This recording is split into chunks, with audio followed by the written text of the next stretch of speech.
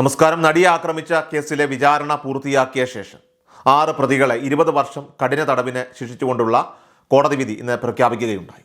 എന്നാൽ ഈ കേസിലെ മറ്റ് പ്രതികളായിട്ടുള്ള നടൻ ദിലീപ് ഉൾപ്പെടെയുള്ളവരെ കോടതി കുറ്റവിമുക്തരാക്കിയത് പൊതുസമൂഹത്തിൽ ഇപ്പോൾ ശക്തമായ ചർച്ചകൾക്ക് വഴിയൊരുക്കിയിട്ടുണ്ട്. ഈ വിധിന്യായത്തിനെതിരെ പ്രോസിക്യൂഷൻ ഉൾപ്പെടെയുള്ള കക്ഷികൾ ശക്തമായ നിയമപരമായിട്ടുള്ള പ്രതിരോധം സ്വീകരിച്ചു വരുന്നുണ്ട്. ഇതിനോട് അനുബന്ധമായി കോടതി വിധിയിലെ ചില ഭാഗങ്ങൾ അനധികൃതമായിട്ട് പൊതുരംഗത്ത് പ്രചരിച്ചു എന്ന വാർത്തകൾ വലിയ വിവാദങ്ങൾക്ക് തിരികൊളുത്തിയിട്ടുണ്ട്. ഇതേ തുടർന്ന് വിഷയത്തെക്കുറിച്ച് ലഭിച്ച വിവരങ്ങൾ ഹൈക്കോടതിയിലെ അഡ്വക്കേറ്റ്സ് അസോസിയേഷൻ പ്രസിഡന്റ് വഴി ബഹുമാനപ്പെട്ട ചീഫ് ജസ്റ്റിസിനെ കൈമാറുകയും സംഭവം അതീവ ഗൗരവത്തോടെ അധികൃതർ പരിഗണനയിൽ എടുക്കുകയും ചെയ്തിട്ടുണ്ട്. ഈ സാഹചര്യത്തിലാണ് നിലവിലുള്ള മറ്റ് കേസുകളിലും ദിലീപിനെതിരായിട്ടുള്ള നിയമ നടപടികൾ കൂടുതൽ കടുപ്പിക്കാനായിട്ട് അന്വേഷണ ഏജൻസികൾ തയ്യാറെടുക്കുന്നത്. നിലവിൽ നടൻ ദിലീപ് നേരിടുന്ന രണ്ടാമത്തെ സുപ്രധാന കേസ് ഉന്നത പോലീസ് ഉദ്യോഗസ്ഥരെ വധിക്കാൻ ഗൂഢാലോചന നടത്തിയെന്നതാണ്. ഈ കേസിൻ്റെ തുടക്കത്തിലെ അന്വേഷണ മേൽനോട്ടം വഹിച്ചിരുന്നതും അതോടൊപ്പം തന്നെ അന്ന് തിരുവനന്തപുരം റൂറൽ SP ആയിരുന്നതുമായിട്ടുള്ള K സുദർശനെ വധിക്കാനായിട്ട് പ്രതികൾ പദ്ധതിയിട്ടു എന്നതാണ് പ്രധാന ആരോപണം. ഇദ്ദേഹത്തിൻ്റെ കൈ വെട്ടിക്കളയുമെന്ന് ഭീഷണിപ്പെടുത്തുകയും അതിനുള്ള ശ്രമങ്ങൾ ഉണ്ടാവുകയും ചെയ്തതിനെ തുടർന്നാണ് പോലീസ് കേസ് രജിസ്റ്റർ ചെയ്തത്. ഈ ഗുരുതരമായ കേസിൽ അന്വേഷണം പൂർത്തിയാക്കി പോലീസ് ഒരു വിശദമായിട്ടുള്ള കുറ്റപത്രം ഉടൻ സമർപ്പിക്കാൻ ഒരുങ്ങുകയാണ്. ഈ കുറ്റപത്രത്തിൽ 1-ാം പ്രതിയായി ദിലീപിനെയും 2-ാം പ്രതിയായിട്ട് അദ്ദേഹത്തിൻ്റെ സഹോദരൻ അനൂപിനെയും 3-ാം പ്രതിയായിട്ട് സഹോദരിയുടെ ഭർത്താവ് സൂരജിനെയും ഉൾപ്പെടുത്തിയിരിക്കുന്നു. കൂടാതെ ദിലീപിൻ്റെ മാനേജർ കൃഷ്ണപ്രസാദ്, സുഹൃത്തുക്കളായിട്ടുള്ള ബൈജു ചെമ്മനങ്ങാട്, അതോടൊപ്പം തന്നെ ശരത് ജി നായർ, IT വിദഗ്ധൻ സായി ശങ്കർ ഉൾപ്പെടെയുള്ള 7 പേരെ പ്രതിപട്ടികയിൽ ചേർത്തിട്ടുണ്ട്. പ്രോസിക്യൂഷനെ സംബന്ധിച്ചിടത്തോളം ഈ കേസിൻ്റെ നട്ടെല്ല് അത് ഡിജിറ്റൽ തെളിവുകൾ തന്നെയാണ്. വധശ്രമത്തിനായിട്ടുള്ള ഗൂഢാലോചന സംബന്ധിച്ച ശബ്ദരേഖകളും അതുമായി ബന്ധപ്പെട്ട ഫോൺ റെക്കോർഡുകളും ഒക്കെ തന്നെ ഉൾപ്പെടെ വിപുലമായിട്ടുള്ള ഡിജിറ്റൽ ഡാറ്റ ശേഖരം പോലീസ് വീണ്ടെടുത്തിട്ടുണ്ട്. ഏകദേശം 285 GB വരുന്ന സംഭാഷണങ്ങളും വിവരങ്ങളുമാണ് പോലീസ് കണ്ടെടുത്തത്. അന്വേഷണ ഉദ്യോഗസ്ഥരെ അപായപ്പെടുത്താനുള്ള ഗൂഢാലോചന, മറ്റ് ആശയവിനിമയങ്ങൾ, അനുബന്ധ സംഭാഷണങ്ങൾ എന്നിവയെല്ലാം തന്നെ ഈ ഡാറ്റയിൽ ഉൾപ്പെടുന്നു.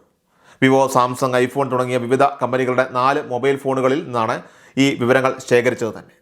ഈ ഡിജിറ്റൽ വിവരങ്ങൾ പോലീസ് പരിശോധനയ്ക്ക് വിധേയമാക്കുകയും കേസിന് ബലം നൽകുന്ന സുപ്രധാനമായിട്ടുള്ള തെളിവുകളായിട്ടത് പരിഗണിക്കപ്പെടുകയും ചെയ്യുകയാണ്.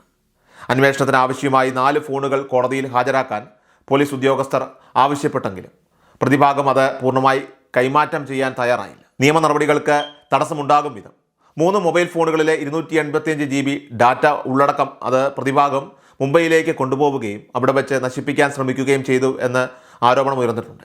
ഈ പ്രക്രിയയിൽ പ്രതിഭാഗം അഭിഭാഷകനും പങ്കുചേർന്നുവെന്നും പറയപ്പെടുന്നു. എന്നാൽ ഡാറ്റ പൂർണ്ണമായി ഡിലീറ്റ് ചെയ്യപ്പെട്ടെങ്കിലും പോലീസ് സൈബർ വിദഗ്ധരുടെ സഹായത്തോടെ ഡാറ്റ വീണ്ടെടുക്കുന്നതിൽ വിജയിച്ചു. ഡിലീറ്റ് ചെയ്ത വിവരങ്ങൾ ഫോണിൻ്റെ മദർ ബോർഡിൽ സൂക്ഷിക്കപ്പെട്ടിരുന്നു എന്നതിനാൽ തന്നെ ഇത് വീണ്ടെടുക്കാൻ സാധിച്ചു. ഈ ഡിജിറ്റൽ തെളിവുകൾ കേസിൽ നിർണായക സ്വാധീനം ചെലുത്തുമെന്നും കുറ്റകൃത്യത്തിൻ്റെ പൂർണ്ണമായ കഥ കോടതിക്ക് മുന്നിൽ അവതരിപ്പിക്കപ്പെടുമെന്നും പ്രോസിക്യൂഷൻ വിശ്വസിക്കുന്നു. ഇതിനിടയിൽ IT വിദഗ്ധനും 7-ാം പ്രതിയുമായിട്ടുള്ള സായി ശങ്കർ നിലവിൽ മാപ്പസാക്ഷിയായി മാറിയത് പ്രോസിക്യൂഷൻ്റെ കേസിന് കൂടുതൽ ബലം നൽകുന്ന ഒരു നടപടി തന്നെയാണ്. അതേസമയം തനിക്കെതിരായി നിലവിലുള്ള കേസുകൾ കള്ളക്കേസുകളാണെന്ന് നടൻ ദിലീപ് ആരോപിക്കുന്നുണ്ട്. മുൻ DGP സന്ധ്യ IPS, മറ്റ് പോലീസ് ഉദ്യോഗസ്ഥർ, മാധ്യമപ്രവർത്തകർ എന്നിവർ ചേർന്ന് തനിക്കെതിരെ ഗൂഢാലോചന നടത്തുകയും കേസിൽ മനഃപൂർവ്വം തന്നെ പ്രതി ചേർക്കുകയുമായിരുന്നുവെന്നാണ് ദിലീപിൻ്റെ വാദം. മാത്രമല്ല, ഈ ഗൂഢാലോചനയ്ക്ക് പിന്നിൽ തൻ്റെ മുൻ ഭാര്യ മഞ്ജു വാര്യർ ഉൾപ്പെടെയുള്ളവരാണെന്നും ഇതുമായി ബന്ധപ്പെട്ട പോലീസ് ഉദ്യോഗസ്ഥർക്കെതിരെ നിയമ നടപടിക്ക് ഒരുങ്ങുമെന്നും അദ്ദേഹം പ്രഖ്യാപിച്ചിരുന്നു. എന്നാൽ പോലീസ് അന്വേഷിച്ച് കണ്ടെത്തിയ ഒരു കേസിന് കൗണ്ടറായി ആ കേസ് കള്ളക്കേസാണ് എന്ന് പ്രഖ്യാപിച്ചുകൊണ്ട് മറ്റൊരു കേസ് രജിസ്റ്റർ ചെയ്യാനോ നിലവിലുള്ള കേസിനെ ദുർബലപ്പെടുത്താനോ നിയമപരമായിട്ട് സാധിക്കില്ല എന്ന് മുഖ്യമന്ത്രി വ്യക്തമാക്കുകയുണ്ടായി. ഈ സാഹചര്യത്തിൽ ദിലീപിൻ്റെ ഈ പരാതി സ്വീകരിക്കപ്പെടാനായിട്ട് സാധ്യതയില്ല എന്ന സൂചനയും അദ്ദേഹം നൽകി. നടിയെ ആക്രമിച്ച കേസുമായി ബന്ധപ്പെട്ട വിചാരണ കോടതി വിധി ചോദ്യം ചെയ്തുകൊണ്ടുള്ള അപ്പീൽ നിലവിൽ ഹൈക്കോടതിയുടെ പരിഗണനയിലാണ്. നീതിന്യായ വ്യവസ്ഥയിൽ വിശ്വാസമുള്ള പൊതുജനം ഈ കേസിൽ നീതിപൂർവമായിട്ടുള്ളൊരു വിധി ഹൈക്കോടതിയിൽ നിന്ന് ഉണ്ടാകുമെന്ന് പ്രതീക്ഷിക്കുകയാണ്. ഹൈക്കോടതിയിലെ നീതിബോധമുള്ള ജഡ്ജിമാർ കേസിൻ്റെ തുടക്കം മുതൽ ഒടുക്കം വരെയുള്ള സാക്ഷിമൊഴികൾ, അതുപോലെ തന്നെ ഡിജിറ്റൽ തെളിവുകൾ എന്നിവയെല്ലാം കൃത്യമായി പരിശോധിക്കും. പ്രോസിക്യൂഷൻ്റെ ചാർജ് ഷീറ്റിൽ ഉൾപ്പെടുത്തിയിട്ടുള്ള 120B ഗൂഢാലോചന എന്ന വകുപ്പ് ഹൈക്കോടതി അംഗീകരിക്കുകയാണെങ്കിൽ ദിലീപിന് 20 വർഷം വരെ തടവ് ശിക്ഷ ലഭിക്കാനുള്ള സാധ്യതയുണ്ട്. അതിനാൽ വരും ദിവസങ്ങളിൽ ഈ 2 കേസുകളിലെ നിയമ നടപടികളും നടനെ സംബന്ധിച്ചിടത്തോളം കൂടുതൽ കടുപ്പമേറിയതും നിർണായകവുമാകും എന്ന് വിലയിരുത്തപ്പെടുന്നുണ്ട്.